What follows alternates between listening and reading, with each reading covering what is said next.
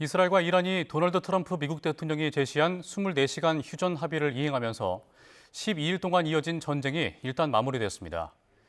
이란은 평화적 핵 프로그램을 계속 유지하겠다는 입장인데 트럼프 대통령은 이란이 폭격당한 우라늄 농축 시설을 재건하려 한다면 다시 공격하겠다고 경고했습니다.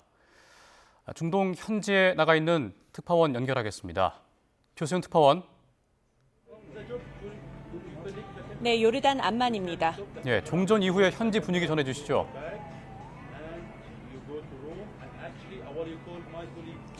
네, 이스라엘과 이란의 갈등이 일단은 봉합됐다고 할 수 있겠습니다. 24시간 휴전이 종료된 뒤 양측 간의 갈등이 지금 양측 간의 별다른 충돌은 발생하지 않고 있습니다.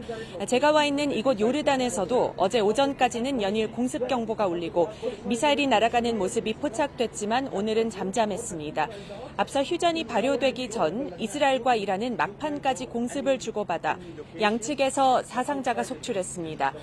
또 이란의 12시간 휴전에 이은 이스라엘의 12시간 휴전, 이 단계적 휴전이 시작된 뒤에도 양측은 소규모 공격을 주고받았는데요. 트럼프 대통령이 양국의 휴전을 거듭 압박하고 특히 이스라엘에 추가 공격을 하지 말라고 요구하면서 충돌이 잦아들고 12일 동안 이어진 전쟁도 마무리된 모양새입니다. 이스라엘과 이란은 각자가 이번 전쟁의 승리자라고 앞다퉈 주장했는데 전쟁 이후 자국 내 여론 관리에 들어간 것으로 풀이됩니다. 특히 이란 사법부는 이스라엘 정보기관 모사드에 포섭돼서 간첩 활동을 한 자국민 3명의 사형을 집행하는 등 한동안 내부 단속을 더욱 강화할 것으로 보입니다. 이스라엘은 민간인 이동과 경제활동 제한 조치를 대부분 해제했고 공항 운영도 전면 재개했습니다. 예, 이란 핵 문제는 여전히 해결되지 않은 과제로 남아있죠. 네, 그렇습니다. 트럼프 대통령은 이란의 향후 행보에 따라 추가 공습 가능성도 배제하지 않았습니다. 네덜란드에서 열린 나토 정상회의에 앞서 이란이 폭격당한 우라늄 농축 시설을 재건하려 한다면 다시 공격할 것이냐는 질문을 받았는데요. 트럼프 대통령은 물론이다라고 답하면서 다만 핵시설의 내부가 완전히 무너졌기 때문에 가능하지 않을 것이라고 말했습니다. 그러나 마수드 페제시키안 이란 대통령은 핵무기를 개발하지 않겠다면서도 평화적 핵 프로그램을 중단하지 않겠다는 의지를 분명히 했습니다.